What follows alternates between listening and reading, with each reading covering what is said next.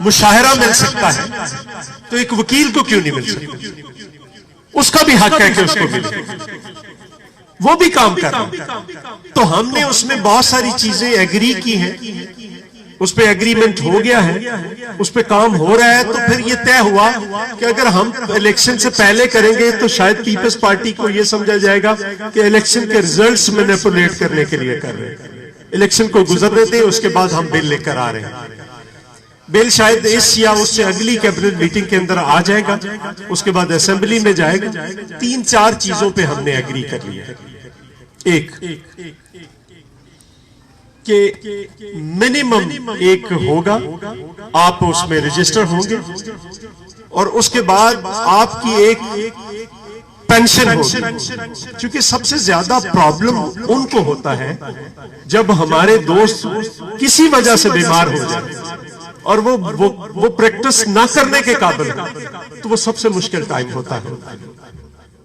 तो उसके लिए ये तय किया है, हमने सजेस्ट किया है, जो मैंने सजेस्ट किया है कि अगर 10 साल से शुरू होंगे, 10 साल है, अगर प्रैक्टिस की है, नहीं कर पा रहा, तो कम से कम 10,000 रुपया महीना, 15 साल तो 15,000, 20 साल तो 20,000।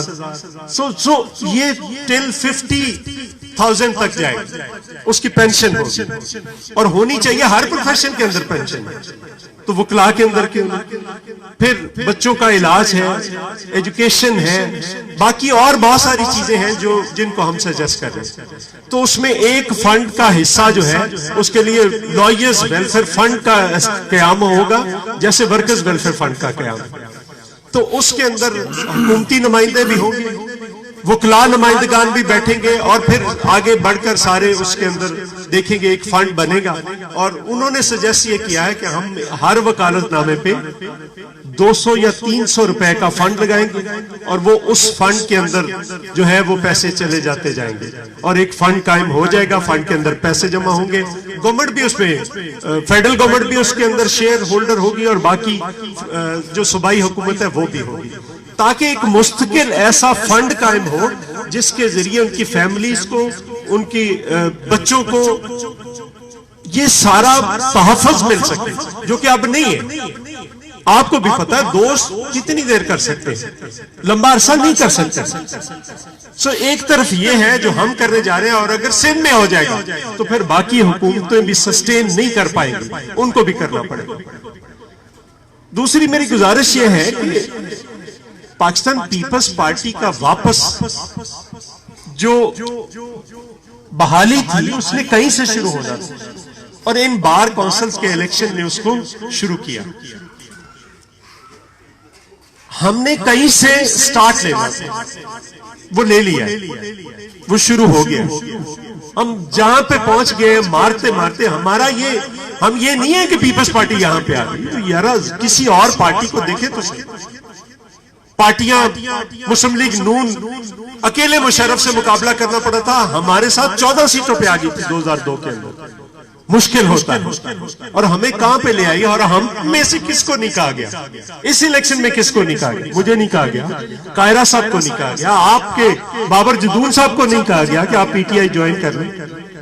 आप एमएनए भी होंगे, एमपीए भी होंगे, मिनिस्टर भी होंगे। हमने कहा नहीं, हमसे ये हो नहीं सकता। मैं तो किसी सोच और फिक्र की वजह से पीपल्स पार्टी में हूं, जिसका जिक्र असद अब्बासी साहब ने किया, जिसका जिक्र लखन साहब ने किया, जिसका जिक्र भट्टी साहब ने किया। और अगर उस सोच और फिक्र की वजह से नहीं है, तो फिर कहां पे लिखा है कि मैंने सिर्फ सियासत ही करनी है? मुझे तो एक जिंदगी मिली है, इस जिंदगी क्या सारी जिंदगी सियासत की नजर कर दें?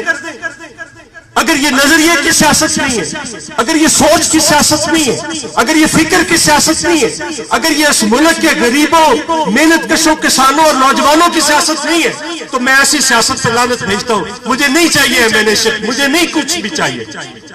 हाँ चाहिए, जुल्फकार अली भुट्टो को इसलिए मानते कि जुल्फकार अली भुट्टो ने उस बाएं बाजू की सियासत को, इस मुल्क के मेहनतकशों की सियासत को महमीज दी थी, उसको अमली जामा पहनाया।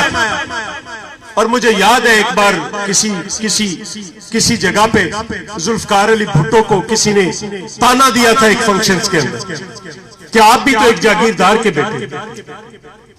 जुल्फकार अली भुट्टो की आंखों में आंसू आ गए और उसको बाजू से पकड़ा और मेराज मोहम्मद खान के पास ले गए।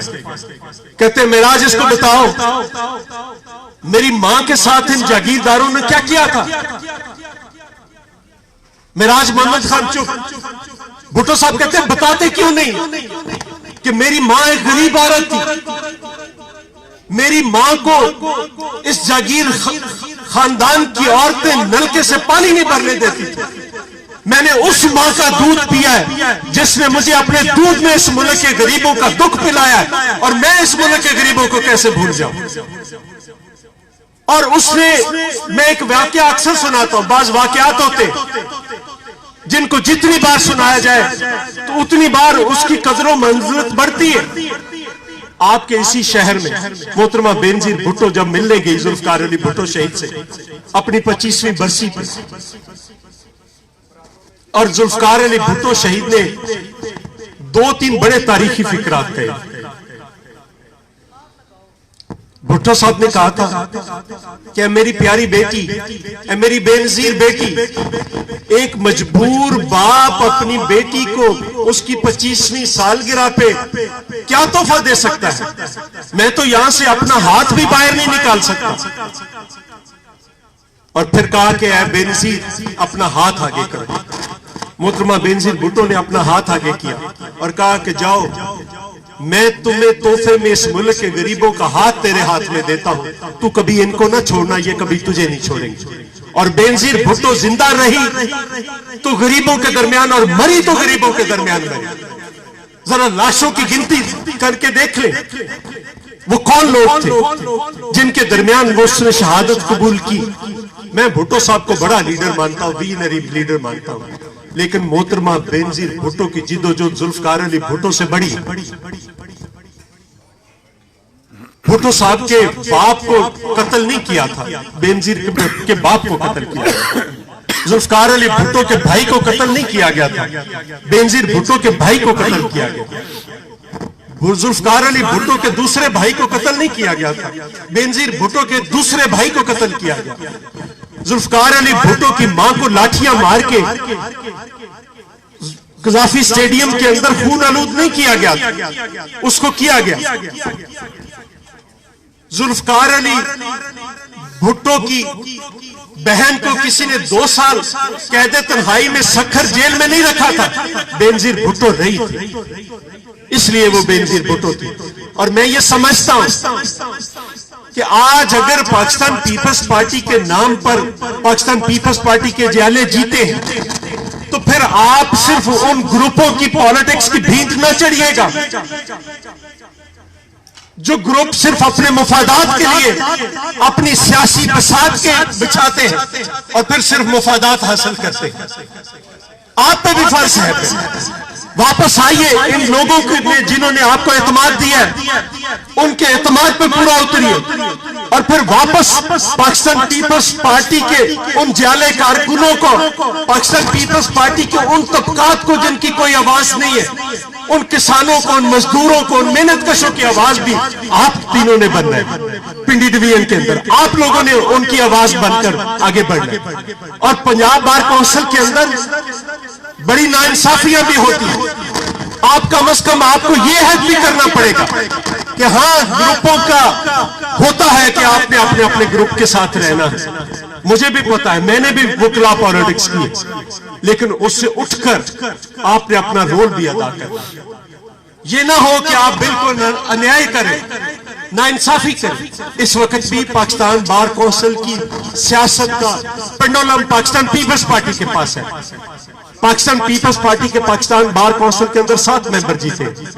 फैसला पाकिस्तान पीपल्स पार्टी ने करना है कि उसने हामिद खान ग्रुप को जिताना है या उसने आसमा जहांगीर ग्रुप को जिताना है। फैसला पाकिस्तान पीपल्स पार्टी ने करना है। लेकिन फैसला क्या करना है, किसके लिए करना है? एक लंबी लड़ाई आपकी मुंतजर खड़ी है। मैं अपनी बरादरी से, अपने वकला से कहता हूं शायद उससे बड़ी लड़ाई है जो इफ्तिखार मोहम्मद चौधरी के दौर में हुई थी। आपका इंतजार कर रही है, आपकी दहलीज पे खड़ी है, क्योंकि सब कुछ सो चुका है, कोई आवाज नहीं है, किसी जगह पे कोई आवाज नहीं है।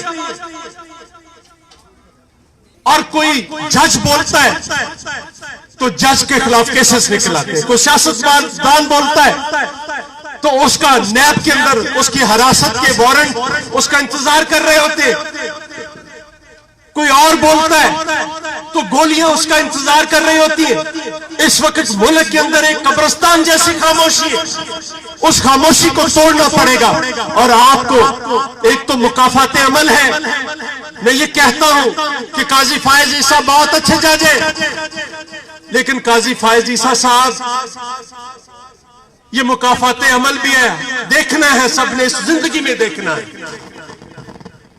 कि आप जब मेमो गेट के अंदर जो करते थे, जो कहते थे, आज आपको उसका सामना है।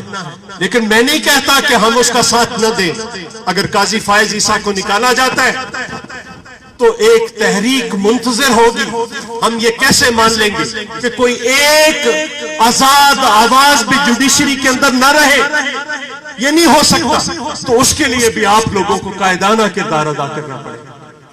सो ये चीजें आने वाले दिनों में हमारे सामने खड़ी जो हम देख रहे हैं, तो आप लोगों को एक कायदाना किरदार अदा करना है, उसके लिए तैयार रहिए, क्योंकि आप पे बहुत भारी, एक तरफ वोटर्स की बहुत भारी जिम्मेदारी है, दूसरी तरफ समाज की, इंसानी हकूक की, अदलिया की आजादी की, और इस मुल्क के उन लोगों की जिनकी कोई आवाज नहीं है, आपने उनकी आवाज भी बनना है। मैं जदून बरादरान का भी मशकूर हूं कि उन्होंने हमें यहां पे बुलाया।